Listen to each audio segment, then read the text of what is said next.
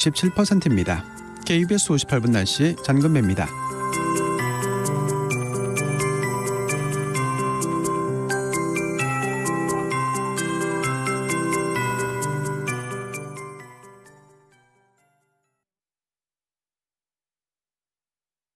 정성을 다하는 국민의 방송 KBS가 11시를 알려드립니다. AM 711kHz, FM 97.3MHz, KBS 1라디오입니다. HLKA.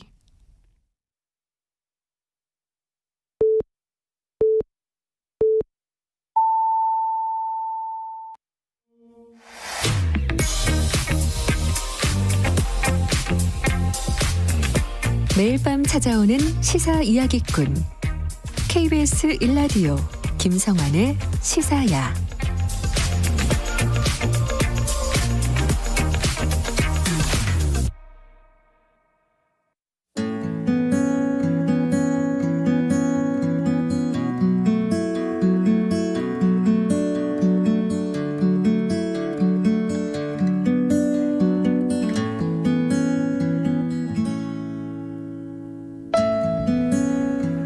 나는 담쟁이입니다. 기어오르는 것이 나의 일이죠. 나의 목표는 세상에서 가장 길며 튼튼한 담쟁이 줄기를 이루는 것입니다.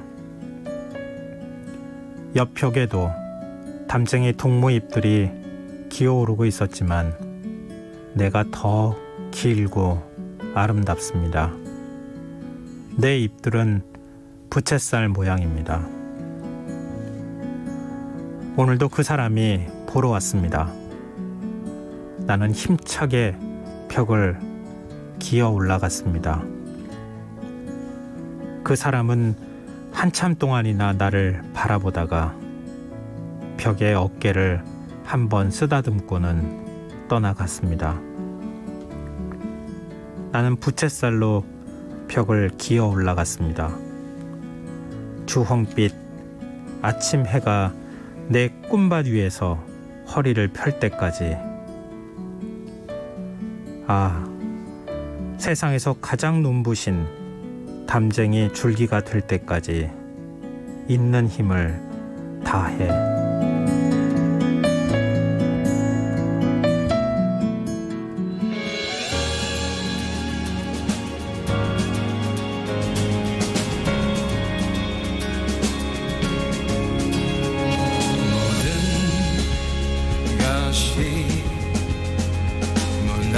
무너져있고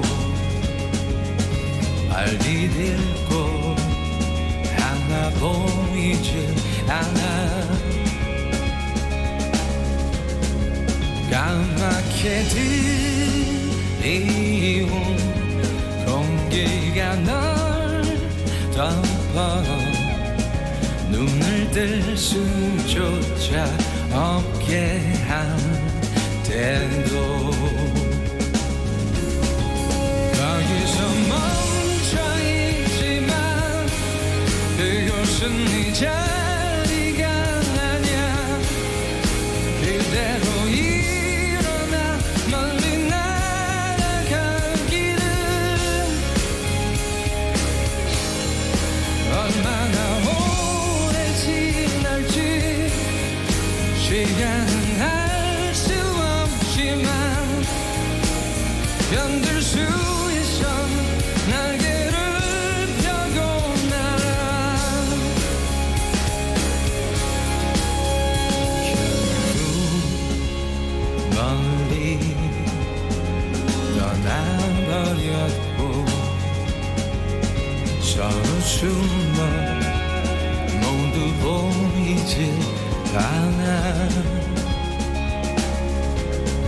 차갑게 내뱉는 한숨이 널 덮어 숨을 쉴 수조차 없게 한 때도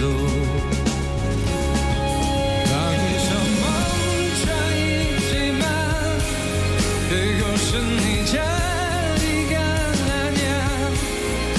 그대로 일어나 멀리 날아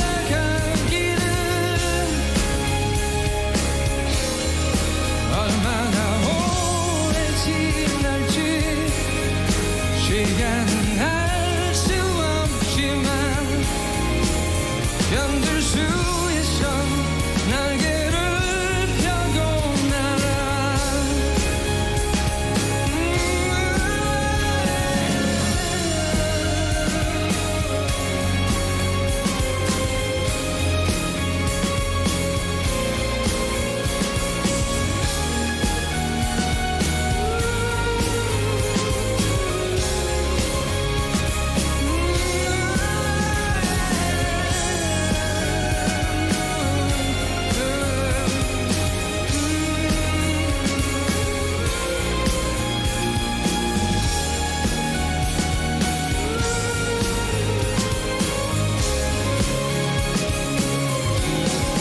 여기서 멈춰있지만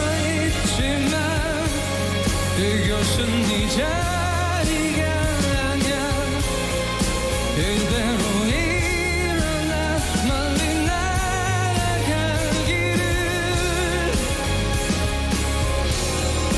얼마나 오래 지날지 시간은 알 수 없지만 견딜 수 있어 날개를 펴고 날아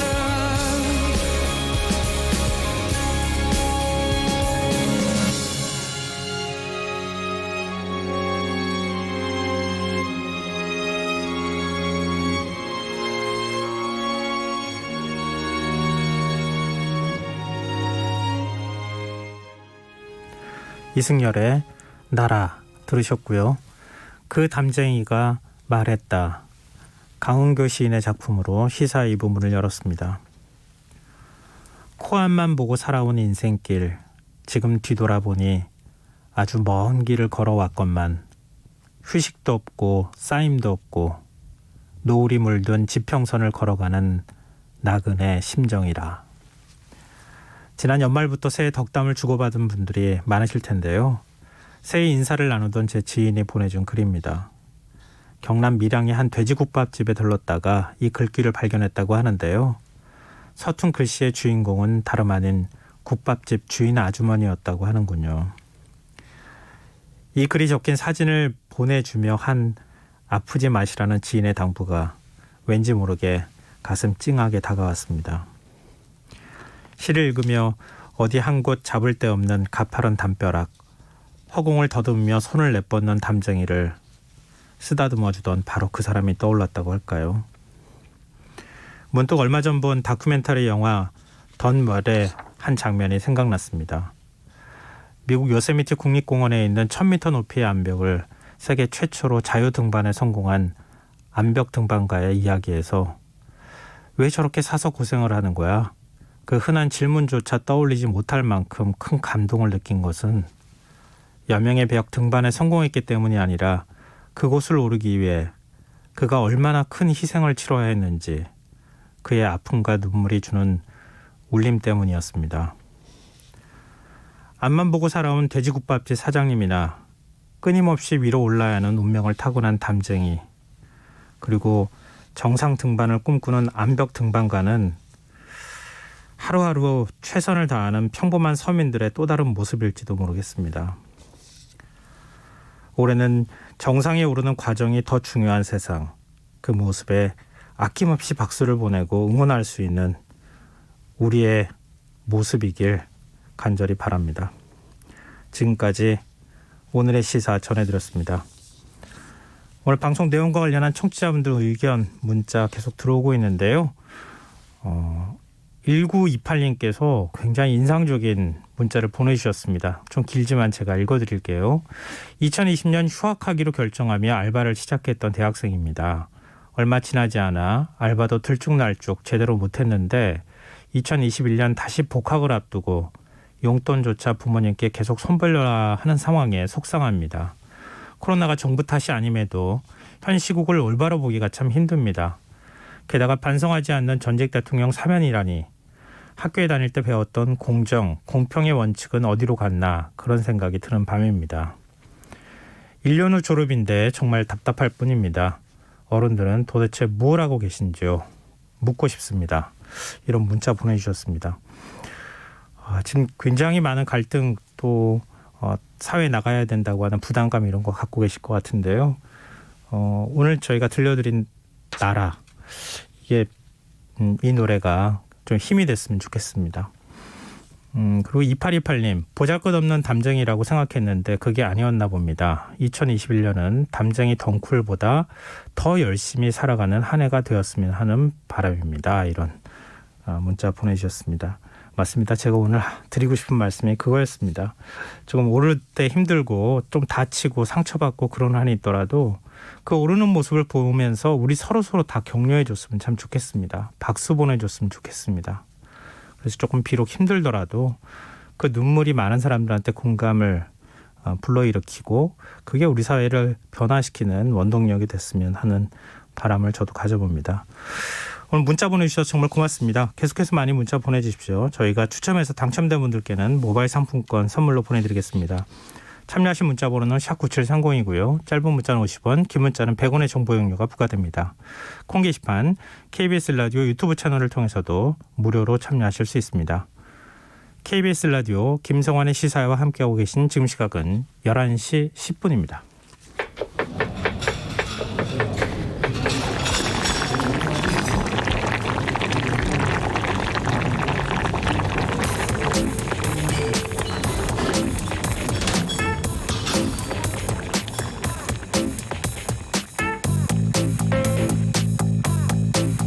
화제 뉴스와 사건 사고를 살펴보는 밤참 뉴스 시간입니다. 이용경 뉴스캐스터 오늘은 전화로 연결되어 있습니다. 안녕하세요. 네, 안녕하세요. 네, 제주 해상에서 침몰한 어선의 선미가 오늘 인양이 됐다고 하는데요. 인양 과정에서 실종자를 발견했다고요? 네, 사실은 배가 전복된 뒤에 6시간 동안 선원들이 배 뒤편 선실에 모여 있을 때 휴대전화 통화가 이루어졌기 때문에 사실은 좀 시신을 발견할 수 있지 않을까라는 기대도 있었는데요. 네. 오늘 인양하는 과정에서 한국인 선원 시신 한 구가 추가로 발견되는데 그쳤습니다. 해경이 인양된 선체 내부를 수색했습니다만 추가 실종자는 나오지 않았고요. 오늘 인양 작업은 지난달 29일에 침몰한 어선의 그 인양 작업이었는데 오전 10시부터 시작이 됐고 오후 1시가 넘어서야 물 밖으로 모습을 드러내기 시작했습니다. 사고가 난 지 엿새 만에 물 밖으로 나온 배의 모습이 앞부분이 완전히 부서져서 사라진 상태였었는데요. 4시간 동안 선체 인양 작업은 진행이 됐고 이 그물로 끌어올리는 양망기의 부분을 물 밖으로 끌어올린 다음에야 선미 부분을 인양할 수 있었습니다. 근데 이 인양 작업을 진행하는 중에 그 근처 바다를 수색을 했는데 시신 한 구가 추가로 발견됐는데요. 우리나라 선원인 65살 장모 씨입니다. 이 배에는 총 7명의 선원이 타고 있었는데 그 선미 부분에 한국인 선원 2명 그리고 외국인 선원 3명이 이제 휴대전화를 통화를 했었고 모여 있었다라고 했었기 때문에 혹시 발견되지 않을까 했었는데요. 아마 해경에서는 다른 쪽인 파손된 공간을 통해서 유실됐을 가능성에 대해서 가능성을 좀 제기하고 있습니다. 지금 7명 중에서 우리나라 선원 3명의 시신만 발견된 상황이어서 나머지 한국인 1명 그리고 인도네시아 국적의 선원 3명은 실종 상태입니다. 근데 처음에는 이제 생존 신호가 포착이 됐다고 네. 해서 빨리 좀 구조했으면 좋겠다 이런 생각을 했는데 지금 기상 상황이 너무 안 좋아가지고 결국 네. 이제 배 안으로 진입하지 못했잖아요, 구조대가. 네, 그렇습니다. 예. 많은 분들이 응원을 했는데 결국은 이렇게 한 분이 사망한 채 발견이 됐다는 소식을 저희가 전해드릴 수밖에 없는데요. 나머지 선원들 수색 작업은 어떻게 되는 겁니까? 네, 지금 수색 그 영역을 넓혀서 수색이 계속되고 있는데 실종된 선원 7명 중에서 지난달 31일에 조리장인 73살 김모 씨 그리고 어제 선장인 55살 김모 씨가 발견됐고 오늘 한 분까지 이제 3분만 발견이 된 상황이잖아요. 내일부터 이 사고 해역에 비도 내리고 파도까지 높아지는 악천후가 지금 예상이 되고 있어서 해경하고 해군은 오늘 밤에도 계속 합동 수색을 시행할 예정입니다. 지금 시신 한 구를 수습한 그 지점을 중심으로 해서 수중 수색과 집중 수색을 할 예정인데요. 지금 해상과 육상 수색은 계속 진행을 하면서 항공기와 드론을 통해서 광범위하게 실종자 수색을 이어나갈 것으로 보입니다. 20척이 넘는 함정과 항공기 6대를 투입을 했는데 조류 때문에 실종자분이 떠내려갈 수 있었기 때문에 네. 다고 해역을 동서방향으로 수색 범위를 좀 넓혀서 움직일 예정입니다. 그래서 한 50km 이상의 범위를 잡고 함선 24척을 동원해서 해상 수색을 진행을 할 예정이고요. 육상도 해안가를 중심으로 해서 55km 지점을 1000여 명 정도가 투입돼서 이제 수색의 범위를 좀 넓히기로 했습니다. 인양된 선미를 제주항으로 지금 옮겨서 국가수 등의 합동 감식을 벌인 다음에 정확한 사고 원인도 조사할 계획입니다. 네. 좀 빨리 실종자를 좀 찾았으면 좋겠습니다. 네. 자, 다음 뉴스로 넘어가 보겠습니다. 지난번에도 한번 비슷한 소식을 전해주신 적이 있었던 것 같은데 네. 우리나라엔 탐정이 없잖아요. 없죠. 네, 소설은 있는데 탐정은 없는 이런 네. 상황이 있는데 탐정 명칭이 담긴 민간 자격증 발급이 허용이 된 것으로 확인이 됐다고요? 네, 그러니까 작년 8월에 탐정 간판을 달고 영리 활동을 할 수 있게 되었거든요. 네. 그런데 그동안은 사실 탐정이라고 하는 이름이 있는 민간 자격증 발급이 허용이 안 됐었어요. 그런데 경찰청에서 탐정업과 관련돼서 등록된 민간 자격 발급 기관에 대해서 현장 지도 점검을 해서 지난해 연말에 탐정이라는 명칭이 담긴 민간 자격증을 발급할 수 있도록 했습니다. 지난해 8월에 신용정보법에서 이 개정이 되는 바람에 네. 탐정이란 명칭을 사용하던 조항이 이제 삭제가 됐고, 그리고 음성적으로 탐정업이 이루어질 수 있잖아요. 흥신소나 식구름센터들을 그쵸. 통해서. 그래서 민간 자격증에 이제 탐정이라는 단어를 쓸 수 있도록 한 겁니다. 국민들이 사실은 뭐 음성적으로나 또 실종 가족 찾기나 민형사상 분쟁이 필요한 증거 수집을 위해서 탐정업 서비스를 이용하고는 있습니다. 그런데 이게 제도화되지 않아서 자격증이 없어도 탐정이라는 이름을 버젓이 간판을 걸고 흥신소나 심부름센터가 영업을 할 수 있잖아요. 네. 그렇기 때문에 경찰에서는 사실 이걸 공인 자격증까지로 가져가는 것을 목표로 하고 있는 상황이거든요. 그래서 이번 조치는 그 법제화를 하는 제반 작업으로 볼 수 있습니다. 경찰에서 탐정업과 관련된 민간 자격 발급 기관을 모두 점검해 보니까 발급하는 업체는 12군데고요. 그리고 14개의 민간 자격증을 발급하고 있습니다. 뭐 민간조사사, 그리고 사실조사 분석사라는 이름을 담고 있는데요. 그런데 이제 조사를 해보니까 원래 공인, 뭐 국가등록 자격증, 경찰청 승인 이런 거 쓰면 안 되거든요. 네. 근데 쓰고 있는 데가 있어서 시정 명령을 내렸었고, 또 이제 지금 사실 탐정업을 허가하면서 걱정했던 게 사생활 침해 부분이랑 관리 감독의 어려움, 이 두 가지들을 얘기하고 있었거든요. 네. 그런데 이제 그런 부분들은 신고만 하면 탐정업을 할 수 있게 하는 것보다 관리 감독을 할 수 있게 경찰청에서는 공인 탐정 제도를 추진하겠다 이런 방침을 지금 세우고 있습니다. 지금 자격증은 국가 자격, 국가 기술 자격, 공인 민간 자격, 등록 민간 자격 이렇게 4가지로 구분이 되는데 지금 민간 자격증만 있는 상황이잖아요. 네. 그러니까 국가에서는 등록 앞으로 이제 국가 자격 수준까지 끌어올려서 관리를 하겠다라는 입장인데 그 일환으로 한번 보시면 될 것 같습니다. 또 우리나라는 지금 사정이 이런데 뭐 네. 우리가 흔히들 이제 비교를 많이 하는 OECD 국가들은 어때요? OECD 국가들은 수사에 굉장히 도움이 되는 경우도 있고요. 재판이나 수사에 말하자면 스모킹건을 이 탐정들이 찾아내는 경우들도 종종 있다고 합니다. 미국 같은 경우는 일반 수사기관처럼 범죄나 부정행위를 들여다보거나 증거 확보를 할 수 있거든요. 그래서 이게 재판 과정에서 그 배심원들한테 호소할 수 있는 사실관계를 제시하면서 변호사를 조력하고 있고요. 일본 같은 경우는 특정인의 소재나 행동 정보를 찾는 일을 비롯해서 치매 노인 문제나 고독사가 증가하면서 실종된 사람들을 찾는 업무들을 많이 하고 있다고 합니다. 독일의 탐정 같은 경우는 노동시민법에서부터 특정 인물의 혼인관계나 가족사를 조사하는 일들을 하고 있는데 까다롭게 하고 있지는 않다 그래요. 자격을 취득하는 과정이. 미국은 주마다 차이가 있습니다만 대체로 수사 관련 경력이나 3년 이상의 조사 보존 경력만 있으면 응시를 할 수 있고 주경찰이 관리 감독합니다. 일본과 독일 같은 경우는 신고제도 탐정업을 허용을 하는데 일본은 그 공안위원회가 업종을 감독하고요. 네. 독일에서는 아예 일제 개입을 안 한다 그래요. 근데 그 미국의 최초 탐정업체가 핑커튼이라고 하는 기업이 있는데 이게 1850년에 만들어졌어요. 그런데 13개 나라 52개 도시 지사를 운영하고 있고 직원만 10만 명이 된다고 합니다.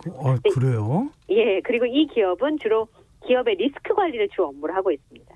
민간 조사나 위기 관리, 채용 심사, 보안 설계 이런 업무를 하는데 뭐 예를 들어서 특허권을 침해했다 이런 그 내용이 들어왔었대요. 그런데 그 특허권을 다 확인을 해보니까 그 소송이 들어온 게 페이퍼 컴퍼니, 말하자면 이 제대로 이 가상의 회사를 만들어서 일부러 이런 말하자면 그 소송을 제기한 걸 밝혀내기도 하고요. 네. 또 미국의 크롤이라고 하는 탐정 업체는 직원 수가 2,000명이 넘는데 여기는 사기, 뭐 기업 내부 조사, 금융 조사 같은 거를 주로 하고 지적재산권 침해 조사 이런 것도 하고 있어요. 그런데 한 의료기기 업체로부터 모조품이 유통된다는 의뢰를 받아서 이 크롤에서 모조품 제조업자를 추적을 했습니다. 결과 이 업자와 중개상이 중국, 두바이, 라틴 아메리카까지 얽혀 있다는 사실을 확인을 해서 수사 당국과 공조하기도 하는 그런 활약상을 보여주고는 있습니다. 우리가 뭐 이른바 이제 흥신소라고 불리는 이런데 개인 이제 그 사생활을 뒷조사하거나 이런 네. 차원으로만 생각했는데 그게 아니군요. 굉장히 전문적인 네. 분야까지 활동을 하고 있다고 하는 얘기인데 네, 우리가 그런 면에서는 현재 좀 규제가 좀 까다로운 나라 중에 하나겠군요. 네 그렇습니다. 근데 이제 막 시작이니까요. 부작용을 좀 줄이고 긍정적인 방향으로 제도가 정착될 수 있는 그런 방안들이 네. 계속 좀 마련돼야 될 것 같습니다.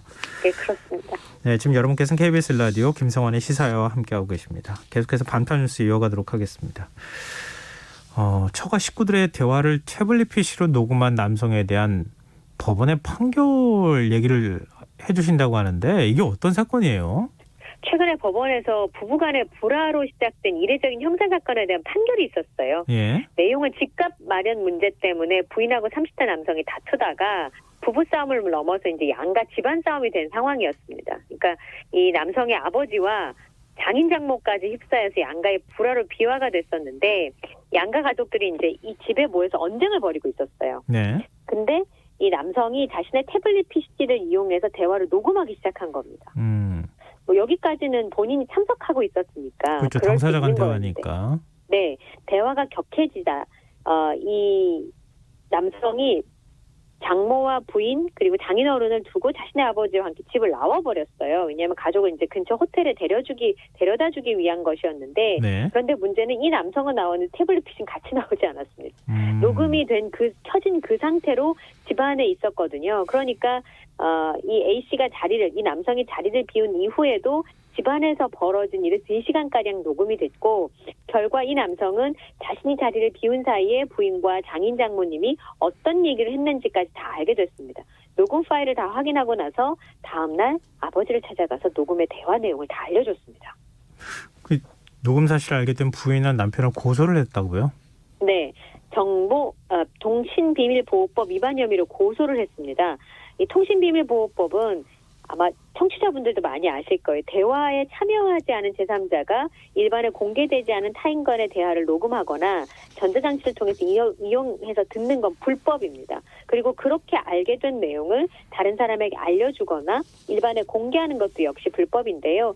뭐 다 기억하시겠습니다만 삼성 엑스파일 사건 아마 기억하실 텐데 네. 이학수 전 삼성그룹 부회장과 홍석현 전 중앙일보 사장의 대화를 불법 도청한 이 삼성 엑스파일을 듣고 떡값검사 7명의 실명을 고 노회찬 의원이 공개했었잖아요. 네, 맞아요. 근데 그게 이제 문제가 돼서 통신비밀보호법 위반 혐의로 기소가 돼서 집행유예를 선고받고 의원직을 잃었었는데 죄가 성립된다. 검사는 이렇게 판단을 했고 재판을 넘겼습니다.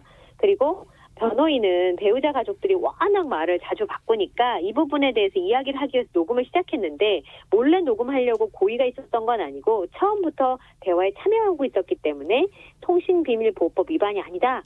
상황을 참작해달라 이렇게 재판부에 요청을 했는데요. 네. 그리고 심지어는 너무 감정이 격해서 집을 나서면서 태블릿 PC에 녹음돼 있다는 사실도 잊었다 이렇게 강조를 했습니다. 양쪽의 주장이 뭐 엇갈리고 있는 상황인데 그럴 법한 상황이긴 해요. 이런 일이 벌어지지 말라는 법은 없잖아요. 그러니까 오히려 또 맞습니다. 관심이 되는 것인데 법원의 판단은 어떻습니까? 네. 1심 재판부인 서울중앙지법이 이 남성의 혐의를 일단 유죄로 인정을 했습니다. 어쨌든 자초지종을 다 떠나서 처가 식구들의 대화 내용을 몰래 녹음했고 그걸 심지어 제3자인 아버지께 다 설명했잖아요. 그러니까 그 누설된 점은 인정이 된다라는 건데 부부간의 다툼도 있고 또 집안에 불화가 있다고 하더라도 이런 행동은 본인의 이익을 위해서 타인 간의 사적인 대화의 비밀을 침해했다는 점에서 좋지 못하다 이렇게 지적을 했습니다. 유죄는 인정을 했어요. 네. 근데 문제는 그래도 이 양형에 있어서 좀 참작할 만한 사정이 있다 이렇게 판단을 했습니다. 처음에 본인이 있는 상태에서 녹음을 시작했고 그 대화 장소를 황급히 떠나면서 태블릿 PC의 녹음 기능이 중지되지 않아서 범행에 이르게 됐다라는 점을 하나 참작을 했고요. 또 처가 본가의 불화로 번진 상황에서 처가 식구들과 대화에 참여했던 아버지한테 그 상황을 전하고 녹음 내용을 설명한 것을 정상을 좀 사정을 참작해 줘야 된다는 거죠. 네. 그리고 이 부부가 이혼 조정에 합의를 했어요. 그리고 부인도 이번 고소건을 비롯해서 다른 형사 사건의 모두에 대해서 처벌을 원하지 않는다라는 의사를 밝혀서 범행 전력도 없고 반성하고 있으니까 이 점을 양형에 고려했습니다. 그래서 이 남성에게 징역 6월에 자격정지 1년 선고를 유예하는 선고 유예 판결을 했는데요. 그러니까 일정 기간 동안 형을 선고를 유예를 하는 거죠. 선고 유예라는 게. 그리고 그 기간이 지나면 해당 범죄에 대한 그 처벌이 소멸되는 것으로 간주하는 제도입니다. 그리고 검사하고 이 남성이 항소하지 않아서 지난해 말에 확정이 됐습니다. 이 판결이. 그러니까 선고유예라 하더라도 유죄 판결을 내린 것은 뭐 맞는 것이니까요. 유죄를 인정은 했으나 양형을 네. 참작을 한 거죠. 근데 지금 아마 궁금하신 분들이 있을 것 같아요. 계속 그 자리에 만약에 남편이 있었다고 하면 그 대화 내용을 녹음하는 것은 이게 합법입니까? 불법입니까? 그건 문제가 안 되죠. 왜냐하면 그건 본인이 문제가 안 되는 거죠? 당사자가 참여하고 있으니까요. 통신비밀보호법은 참여하지 않은 제3자가 공개되지 않은 대화를 녹음하는 내용을 불법으로 규정하고 있습니다. 네. 혹이 실수라 하더라도 다른 사람들의 대화를 녹음하는 행위는 그건 불법 행위에 해당이 된다. 그리고 그 내용을 다른 전하는 것도 안 되고. 네. 3자한테 알려주는 것도 안 됐다. 네. 네, 알겠습니다. 자, 마지막 뉴스로 가보겠습니다. 미국의 한국계 여성 연방 하원 의원이 취임식에 한복을 입고 참석한 사진이 공개가 돼서 많은 분들이 네. 관심을 모았어요. 어머니가 한국인이고요. 한국 이름도 있어요. 손자 씨입니다. 손자 씨. 메릴린 스트릭랜드 하원 의원인데요. 미국 연방 하원 취임식에 참 너무 눈에 띄는 거예요. 한복을 입고 취임 선서를 하는 모습이.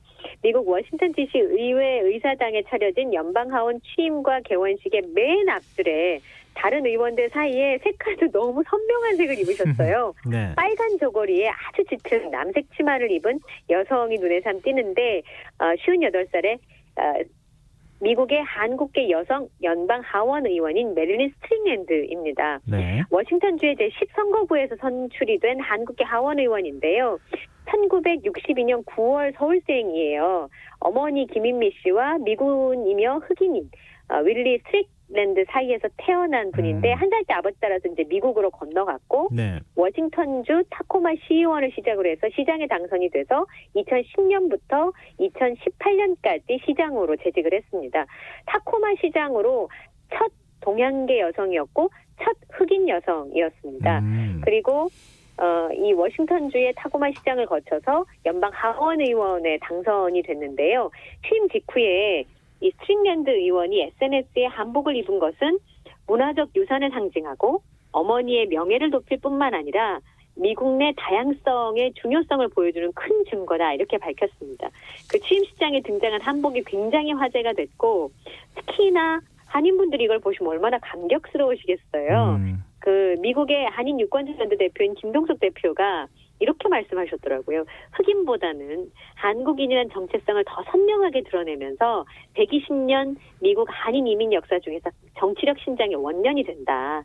그렇게 해도 틀린 말이 전혀 아니다 이렇게 평가를 했었는데 네. 이번에 그 스트링랜드 의원은 여성과 유색 여성의 수가 최다 의원으로 구성이 됐어요. 그래서 가장 다양한 것으로 평가받고 있고 또 이번 의회에서 과반 의석을 장악한 민주당의 의원으로 취임한 게 영광이다 이렇게 밝히기도 했었는데 연방 하원에 진출한 한국계 의원은 이 스트링랜드 의원을 포함해서 모두 4명인데요. 이 한복 입고 취임한 이 모습이 네. 아마 한국계 인사의 미 연방의회 진출을 각인시키는 아주 상징적인 효과가 있을 것으로 보입니다. 네. 앞으로 한반도 문제에 대해서 적극적으로 관심을 좀 많이 가져줬으면 좋겠습니다. 특히 네, 그렇습니다. 남북관계 문제나 이런 데 있어서도 그렇죠. 바이든 행정부가 어떤 입장을 취하느냐가 굉장히 중요하잖아요. 네. 그런 면에서도 좀 역할을 해주셨으면 좋겠다 이런 바람도 가져보고요. 또 네. 그런가 하면 이 지금 SNS 캠페인도 화제를 모으고 있다고 하는데 이게 한국 네. 문화와 한복의 아름다움을 알리는 내용이라고요. 예. 그 중국이 한복이 자기들의 문화라고 주장을 하고 있잖아요. 그 보통 언론에서 이제 그걸 한복 공정이라고 부르는데 네. 그것에 맞서서 한국 문화를 사랑하는 전 세계 인플루언서들이 한복 캠페인 도잉 한복을 하고 있습니다. 굉장히 화제가 되고 있는데 글로벌 인플루언서들이 자발적으로 만든 그 단체예요. 인플루언서 글로벌 협동조합이 지난달 30일부터 이 캠페인을 시작을 했습니다. 그러니까 유튜브를 통해서 한국 문화를 알리는 인플루언서들이 많이 참여를 했는데 저는 그 사진을 보고 되게 인상적이었어요. 아랍에 한국 문화를 전하는 히잡을 쓴 유튜버 김미소 씨가 있거든요. 네. 근데 머리에는 그 아랍의 히잡처럼 된 것을 쓰고 한복 너무 멋있게 입고 있는 사진이 굉장히 아름답더라고요. 이 김미소 씨가 한국 캠페인에 참여하면서 내가 한국에서 사는 동안 가장 사랑하는 한국의 전통적인 한복을 처음 입었을 때 웅장해지던 감정을 잊지 못한다. 이렇게 소감을 전하기도 했었고요. 그 하리 라이프스타일이라는 채널을 운용하고 있는 하리는 사극이나 드라마를 참 좋아했었는데 한복의 우아함과 디테일에 빠져들었다라고 하면서 이 참여 인플루언서들이 본인들의 SNS 채널 그리고 캠페인 전용 인스타그램을 통해서 나의 첫 한복이 가져다준 사랑스러운 기억을 주제로 한복을 입은 사진 그리고 그 이야기를 공유하는 방식으로 진행이 되고 있는데 이 캠페인이 1월 13일까지 진행이 된다고 합니다. 이 캠페인을 이끌고 있는 대표님이 이렇게 말씀하셨더라고요. 네. 한복은 태어나 죽을 때까지 평생 살아가면서 나이, 성별, 상황에 따라서 다양하게 활용이 된다. 돌잔치, 결혼식, 환갑잔치, 장례식. 그러니까 사랑과 건강, 존경과 슬픔, 애도를 표하기 위해서는 한복을 입는 게 우리나라 사람만의 독특한 미의식을 갖고 있다. 이렇게 얘기를 했더라고요. 저도 예전에 외국에 잠깐 있을 때 제가 입은 한복을 키가 180cm 되는 선생님이 너무 입어보고 싶어 하셨어요. 근데 이제 키 차이가 너무 많이 나서 이렇게 입혀드릴 수는 없었는데 끝내는 어디서 빌려서 한번 입어보시더라고요. 네. 굉장히 아름답다고 느끼는 이런 캠페인도 참 의미가 있지 않을까 싶은 생각이 듭니다. 우리나라 문화에 대한 외국인들의 이해도가 좀 더 높아지면 한국 문화가 자연스럽게 많은 사람들한테 사랑받을 수 있지 않을까 그런 생각이 듭니다. 그럼요. 네, 오늘 말씀 고맙습니다. 네, 감사합니다. 네, 지금까지 이영경 뉴스캐스터와 함께했습니다.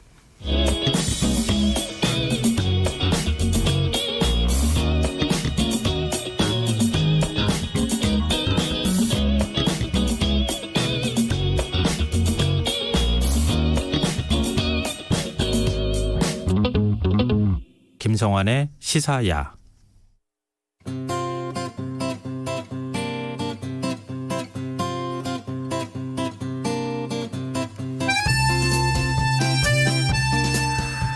어, 2019년 12월 31일 중국 후베이성 우한에서 정체 불명의 폐렴이 발생했다는 사실이 세계보건기구에 보고가 됐죠. 이 코로나19 사태가 발생한 지 이제 1년이 지나가고 있는데요. 세계는 어떤 모습으로 변했을까요? 오늘 세계 이면에서는 백신 이슈를 중심으로 코로나 사태 1년을 되짚어보는 시간 마련했습니다. 외신 캐스터 전주현 씨 전화로 연결돼 있습니다. 안녕하세요. 네, 안녕하세요. 네, 전화 목소리로 들으니까 또 새롭네요. 전주현 씨는. 그러니까 2년 동안 방송을 같이 했는데 저희가 전화로 연결한 건 오늘이 처음인 것 같아요. 아, 그렇군요. 네네. 그러니까 왠지 이렇게 신선한 느낌이 드는데요. 그렇군요. 네. 감사합니다. 네, 아마 청취자분들도 그러실 거라고 생각해요. 먼저 전 세계 코로나19 확진 상황부터 좀 살펴볼까요? 그러니까 오늘 오후 2시 기준 상황인데요. 전 세계 코로나19 누적 확진자가 8,512만 2,069명입니다. 사망자가 184만 3,133명인데요. 지금 코로나19가 발생한 국가가 전 세계 220개국에 이르고 있습니다. 지금 국가별 누적 확진자 수는 여전히 미국이 1위인데요. 2,549만 4명으로 1위고요. 인도가 1,034만여 명으로 2위, 뒤를 이어서 브라질, 러시아, 영국, 프랑스 순서입니다. 지금 국가별 누적 사망자 수도 미국이 가장 많은데요. 34만 9천여 명에 다다르고 있습니다. 브라질이 19만 6천여 명으로 2위고요. 인도, 멕시코, 이탈리아, 영국, 프랑스 순입니다. 지금 코로나19가 처음으로 보고된 지 1년이 넘었잖아요. 네. 그런데 아직도 이렇게 팬데믹이 심각한 상황이기 때문에 올해 주요국 정상들은 새해 신년사에서 코로나19를 극복하겠다 이런 메시지를 담으면서 올해는 방역과 경제에서 성과를 내겠다 이 점을 유난히 강조했습니다. 외국 사례 들어보니까 우리는 우리하고 자꾸 비교를 하게 돼요. 보면 그렇죠. 네. 뭐 다른 나라는 뭐 1,000만 명이 넘는다 이런 얘기가 지금 나오고 있는 상황인데 이제 지금은 이제 백신에 대한 관심으로 이 코로나19를 극복할 수 있는 방법으로는 백신밖에 없는 것 아니냐 이제 이렇게 다 생각하고 있는 상황이잖아요. 네네. 영국이 이제 백신 접종을 시작을 했는데 다른 나라 지금 백신 접종을 맡고 있는 나라 상황은 어때요? 지금 세계적으로 보면 36개국에서 1,200만 명이 넘는 사람들이 백신 접종을 받았거든요. 근데 지금 전 세계 확진자가 8,500만 명을 넘은 상황이기 때문에 이게 집단 면역을 이루려면 최소 인구의 60에서 90%까지 백신을 맞아야 된다. 이렇게 지금 보고 있습니다. 그러니까 지금 피해 규모를 따지면 접종이 시작되고 있긴 하지만 굉장히 턱없이 부족하다. 이렇게 얘기를 할 수가 있는데요. 지금 그래서 백신을 접종하는 국가들에서는 접종 속도를 좀 빠르게 높이는 게 가장 중요한 상황입니다. 근데 접종 인프라 문제라든가 아니면 문화적인 특수성 등이 영향을 미치면서 나라별로 접종 속도가 좀 다르게 나타나고 있어요. 가장 빠른 접종이 이루어지고 있는 곳은 이스라엘입니다. 지난달 20일에 시작을 했거든요. 근데 열흘 만에 전체 인구의 10% 이상이 1차 접종을 마쳤습니다. 그래서 이달 말까지요. 전체 인구의 21.5%에게 접종을 마칠 계획이다. 이런 걸 지금 세워두고 있습니다. 지금 모사드가 효과적인 백신을 미리 확보하는 데 필요한 정보를 입수해서 좀 빠르게 백신을 가져왔잖아요. 네. 그리고 군대를 동원해서 지금 접종을 홍보하고 또 동원을 하면서 배포를 하고 있습니다. 그리고 중앙정부가 강하게 접종 계획을 통제해서 높은 접종률을 보이고 있다. 이런 평가가 나오고 있는데요. 이스라엘 국토가 크지 않으니까 백신을 배포하는 데 유리한 점도 물론 있고요. 그리고 디지털화되어 있는 보건 시스템도 접종률을 높이는 데 도움이 되고 있다. 이런 평가가 나오고 있습니다. 근데 미국과 유럽은 백신 접종률이 기대에 미치지 못하고 있다고요? 그렇습니다. 미국이 두 번째로 시작을 했잖아요. 근데 2일 현재 1.28%밖에 기록을 하지 못하고 있어요. 왜냐하면 접종을 진행할 인력, 인프라를 미리 갖추지 못했던 점이 가장 크게 지적이 되고 있는데요. 왜냐하면 백신 접종을 위해서는 인력이 더 필요합니다. 그리고 거리 두기가 가능한 접종 시설이 있어야 되고요. 접종을 한 다음에 15분 동안 부작용을 관찰하기 위한 공간 등이 따로 마련됐어야 되는데 지금 이게 제대로 이루어지지 않았기 때문에 접종이 빠르게 이루어지지 못하고 있습니다. 그래서 트럼프 대통령이 대선 전에 선거용으로 백신 개발은 굉장히 압박을 가했는데 인프라 구축을 위한 예산을 마련하지 않았고요. 정작 접종을 위한 준비는 제대로 하지 않은 게 아니냐 이런 비판이 나오고 있습니다. 그리고 미국은 국토가 넓잖아요. 네. 그리고 연방정부가 이제 주정부랑 나눠져 있으니까 연방정부가 각 주에다가 백신을 배포하는 것까지는 해주는데 그 이후에는 주정부가 다 접종을 담당하도록 돼 있거든요. 이렇게 이분화된 정책, 또 주정부가 돈이 없는 곳들도 있습니다. 그래서 빠르게 접종을 할 수가 없다. 그래서 효율성이 떨어진다. 이런 지적이 나오고 있고요. 영국도 지금 퍼센테이지가 1.47%밖에 안 돼요. 그러니까 전반적으로 이제 영국뿐만이 아니라 유럽 국가들의 접종률이 낮은데 여기는 유독 백신의 불안감을 느끼는 사람들이 많습니다. 그래서 국가가 설득하는 작업에 어려움을 겪고 있는데 지금 프랑스의 경우가 가장 높은 것으로 나타나고 있는데 응답자의 40% 정도만 백신을 맞겠다. 이게 최근 여론조사 나온 결과입니다. 그래서 프랑스에서는 지금 지난달 27일부터 이제 유럽연합에서 접종이 이제 동시에 시작이 됐는데 닷새 동안 맞은 사람이 516명밖에 안 돼요. 굉장히 적죠. 그래서 프랑스도 인력, 시설 같은 접종 인프라 구축을 하지 못했다. 그리고 이제 정부가 접종을 독려하는 대신에 개인에게 선택할 시간을 충분히 주겠다. 이렇게 홍보를 하고 있거든요. 그래서 오히려 백신의 안전성이라든가 효과에 의구심을 불러일으키는 역효과가 나고 있는 게 아니냐. 이런 얘기가 지금 나오고 있습니다. 영국과 미국에서 본격적으로 백신 접종이 이루어지는 모습을 좀 우리는 좀 부러운 눈길로 좀 바라본 측면이 있잖아요. 네네, 그렇습니다. 그렇습니다. 근데 이렇게 백신을 개발하고 접종을 시작한 국가에서 백신 분량이 부족해서 변칙적인 방법으로 백신 접종을 하고 있다고요? 그렇습니다. 영국이 지난달 8일에 화이자 백신을 맞추기 시작했고요. 오늘부터는 세계 최초로 아스트라제네카 백신 접종도 시작을 했거든요. 근데 당초 1, 2회차 접종 간격이 한 3주에서 4주로 권고가 돼 있습니다. 임상시험 결과 그런 건데요. 네. 이 영국 정부가 이걸 12주로 늘리겠다 이런 발표를 12주요? 2일에 했었어요. 네, 그렇습니다. 그러니까 지금 2번 맞힐 사람들을 한 번만 맞추게 해서 한 번 맞는 사람들을 훨씬 더 늘려보겠다 이런 얘기거든요. 백신이 부족하니까 그러니까 일부 집단에게만 2번 맞추는 것보다는 2번 맞추는 사람 대신 첫 번째로 맞는 사람을 더 많게 해보자 이런 변칙적인 방법이 등장하고 있는 거예요. 그리고 1, 2차 백신을 다른 것으로 맞아도 된다라는 혼용 접종까지 예고를 했는데 물론 영국 정부나 보건당국은 이게 정말 굉장히 극한적이고 제한적인 상황에서만 우리가 권고를 하는 것이지 뭐 적극적인 권고를 하는 건 아니다라고 얘기를 했지만 그래도 전문가라든가 지금 화이자 측의 백신을 쓰고 있으니까요. 1, 2차에 서로 다른 백신을 맞았을 때 안전한지는 아직 확인이 되지 않았다. 그래서 혼용에 반대하는 입장을 보이고 있습니다. 그리고 기존의 3, 4주에서 간격을 2회차 간격을 12주로 늘리는 것도 지금 임상시험 데이터가 없는 상황이거든요. 그러니까 이럴 경우에도 효과가 똑같이 나올 수 있을 것이다. 이런 보장을 우리는 할 수가 없다라는 성명을 지금 공개적으로 내놓은 상황입니다. 근데 그럼 왜 이렇게까지 영국 정부가 이런 변칙을 지금 도입을 하게 됐을까 보면 지금 승인 과정을 통과한 백신의 초기 생산 물량이 굉장히 적어요. 그렇기 때문이기도 하고 지금 영국발 변종 바이러스가 나타나고 있잖아요. 영국에서 코로나19 확진자가 지금 6일 연속 5만 명을 넘어섰습니다. 그래서 상황이 지금 연일 최고치를 경신하면서 굉장히 급박하게 돌아가고 있기 때문에 이런 얘기가 나오고 있습니다. 근데 지금 영국 외에도 똑같은 얘기가 독일에서도 나오고 있고요. 미국에서도 지금 모더나 백신 한 개를 그러니까 정량을 맞추지 말고 그 절반씩 좀 맞춰서 이 모더나 백신을 맞는 사람의 그 숫자를 늘려보자 이런 얘기가 지금 정부 측에서도 나오고 있거든요. 그래서 과학계는 이게 절대적으로 좀 필요한 상황이 아니라면 그렇게 절박한 상황이 아니라면 굳이 우리가 이걸 권고하고 싶진 않다라면서 굉장히 신중한 반응을 보이고 있습니다. 근데 백신 접종 주기를 지금 거의 12주면 석 달이잖아요. 그렇습니다. 네. 백신 접종했는지 또 한 사람을 다시 또 접종하는 것도 그것도 만만치 않은 일이 될 것 같은데. 그렇죠.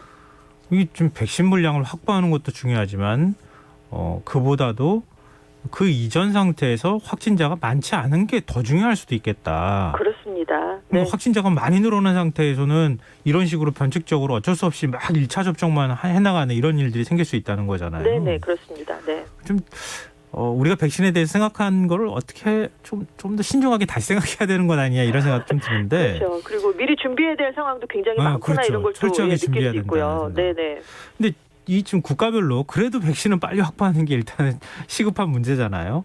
그렇죠. 경쟁이 붙어가지고 뭐 백신 이기주의 뭐 이런 것들이 막 그 국제사회에 만연한 상황이라고요? 그렇습니다. 유엔이라든가 세계보건기구는 백신의 공평한 보급이 이루어져야 된다. 이 점을 강조하고 있는데 이게 현실 상황에서 그렇게 돌아가질 않는다는 게 지금 문제인데요. 인도 정부가 지금 아스트라제네카 백신 공급을 계약을 하면서 자국의 백신 제조사인 세룸 인스티튜트가 위탁 생산하는 물량의 해외 수출을 당분 금지하겠다. 이런 발표를 내놨습니다. 지금 인도가 미국 다음으로 확진자가 많거든요. 굉장히 상황이 절박하긴 한데 지금 인도가 세계 백신 생산의 60%가량을 맡고 있습니다. 굉장히 핵심 제약 공급 국가인데요.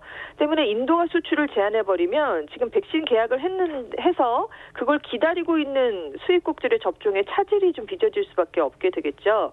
그리고 이제 세계보건기구의 코로나19 백신 공공구매 공급 프로젝트가 코백스 퍼실리티인데 여기서 이 세룸 인스티튜트라는 회사가 10억 회 접종분을 개발도상국에 공급할 예정이었는데 이게 인도가 수출을 막으면서 이 일정이 3월에서 4월까지로 지금 미뤄지는 상황이 발생할 수 있다. 이런 우려가 나오고 있습니다. 그리고 지금 이스라엘도 접종을 신속하게 진행하고 있는데요. 정작 서한이랑 가자지구 같은 자국 내에 있는 정착촌에 있는 팔레스타인인 주민들은 접종 대상에서 제외를 해버렸어요. 이스라엘인 모두를 마친 다음에 주겠다. 지금 이런 얘기인데요. 그래서 인권단체들이 비판이 지금 높습니다. 지금 또 부유한 주요 국가들이 백신 물량을 초기에 대거 확보를 해갔잖아요. 과반 이상을 점유를 했는데 그래서 지금 아프리카의 지금 가난한 국가들이 언제 백신을 그럼 맞을 수 있는 되는가 이런 것도 전혀 기대할 수 없는 상황이 됐습니다. 주요 제약사들이요 지금 5천만의 접종분 외에는 올해 안에 아프리카에 공급할 물량이 없다 지금 이렇게 지금 얘기를 하고 있는 상황이거든요. 그리고 또 하나 소외되고 있는 곳이 전 세계에서 7천만 명이 넘는 난민들입니다. 지금 난민 수백만 명이 중동 지역에 머무르고 있는데 만약에 지금 백신을 준다고 해도요 여기 유통을 할 수 있는 인프라가 정말 없거든요. 그래서 접종을 해도 실패할 위험이 큰 상황입니다. 그렇기 때문에 이렇게 소외된 사람들을 위한 백신도 우리가 생각을 해야 되는 게 아니냐 이런 얘기가 나오고 있습니다. 백신 확보 경쟁이 치열해지면서 백신 새치기를 시도하는 일도 있다고요? 그렇습니다. 반면에 그런 일도 있는 건데 미국 뉴욕주의 쿠오모 주지사가 지금 백신 접종과 관련해서 의료진, 약사, 또 의료 전문가들이 불법 판매를 한다든가 불법 접종, 사기, 새치기를 저지르다 적발되면 면허 취소, 또 우리 돈으로 11억 원의 벌금을 부과하는 행정명령에 서명을 하겠다 이런 얘기를 했는데요.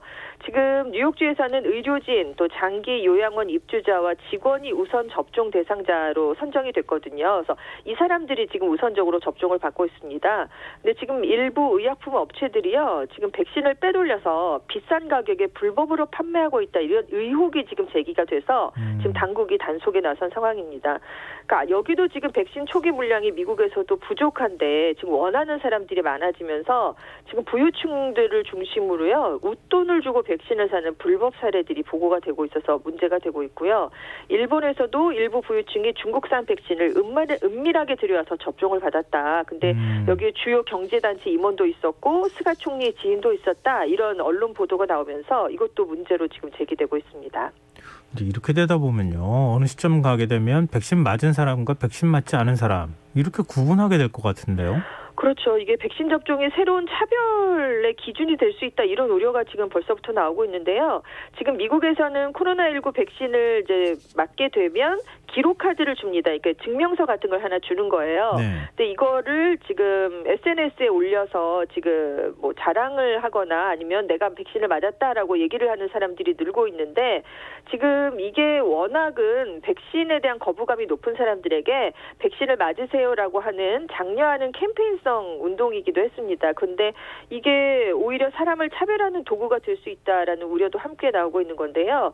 지금 프랑스의 경우는 정부가 백신 접종을 독려하려고 접종 확인서가 있어야만 대중교통을 이용할 수 있게 차별을 두는 법안을 추진하고 있거든요. 네. 이게 지금 전체주의적 방식이 아니냐 이런 비판이 야당을 중심으로 나오고 있고요. 스페인 보건장관은 백신 접종을 거부하는 사람들의 명단을 EU 회원국과 공유하겠다 이런 얘기를 또 했습니다. 그래서 블랙리스트를 만드는 게 아니냐 이런 얘기가 있었고 독일에서는 그래서 백신을 접종하지 않은 사람이 차별을 받는 걸 금지하기 위해서요. 백신 접종자에 대해 특권을 주는 걸 금지하는 방안을 검토하고 있는데 그러니까 예를 들어서 항공사들이 백신 접종자만 태운다든가 네. 아니면 식당에서 접종을 안 한 사람의 출입은 거부하겠다. 뭐 이런 차별 행위를 사전에 금지해서 좀 분열을 막아보겠다. 이런 지금 의도가 나오고 있습니다. 근데 이른바 백신 여권을 도입하는 얘기도 있던데 이게 진짜 현실화할 가능성이 있습니까? 지금 실제로 세계 여러 국가에서 이 백신 접종을 증명하는 신분증을 제작해서 출입국에 활용하는 백신 여권 도입에 대한 논의가 이루어지고 있는 상황인데요. 이스라엘이 지금 가장 빨리 접종을 하고 있다라고 말씀을 드렸는데 올해부터 백신 접종 증명서인 그린 여권을 발급해서 이 사람들의 이동 제한을 좀 면제해주겠다 이런 조치를 발표한 적이 있습니다. 네. 그리고 전 세계 항공사가 지금 굉장히 큰 타격을 입으면서 전자 백신 여권을 개발하고 있는 중이고요. 세계 경제 포럼 등도 지금 백신 접종에 대한 정보를 담은 애플리케이션을 개발하고 있는 것으로 알려지고 있습니다.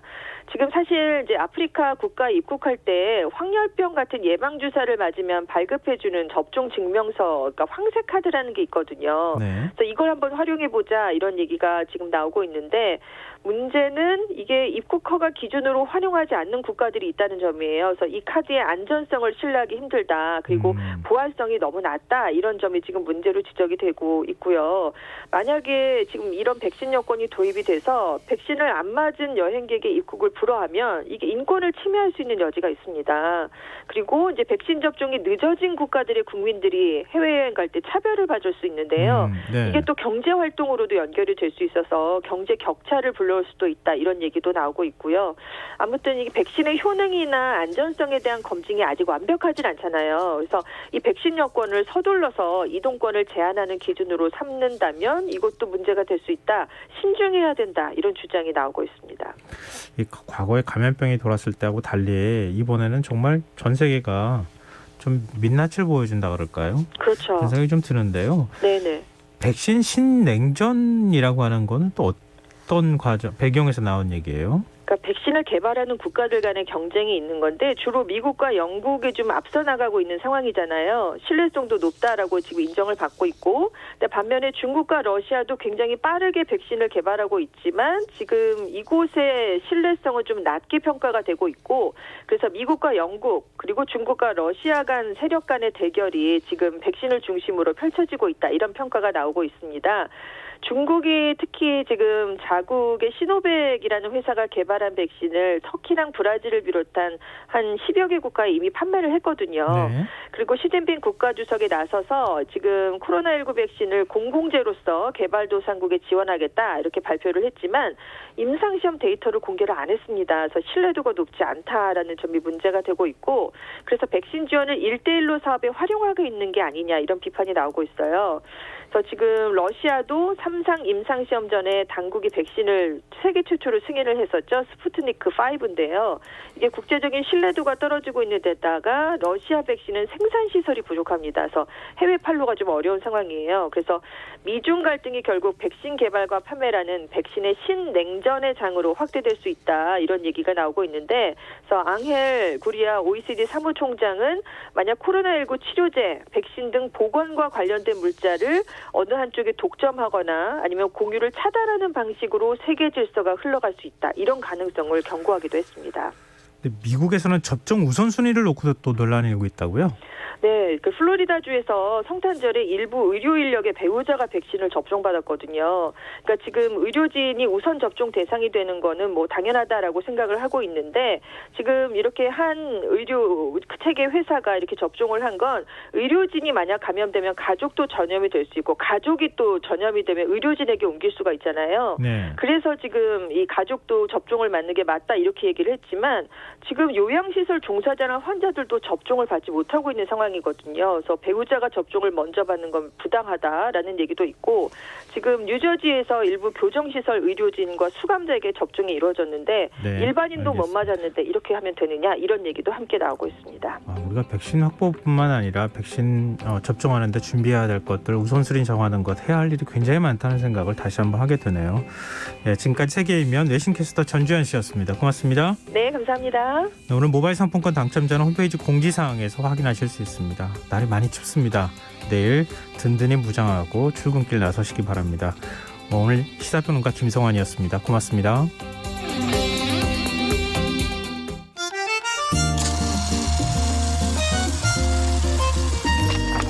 백은하의 영화관, 정여울의 도서관.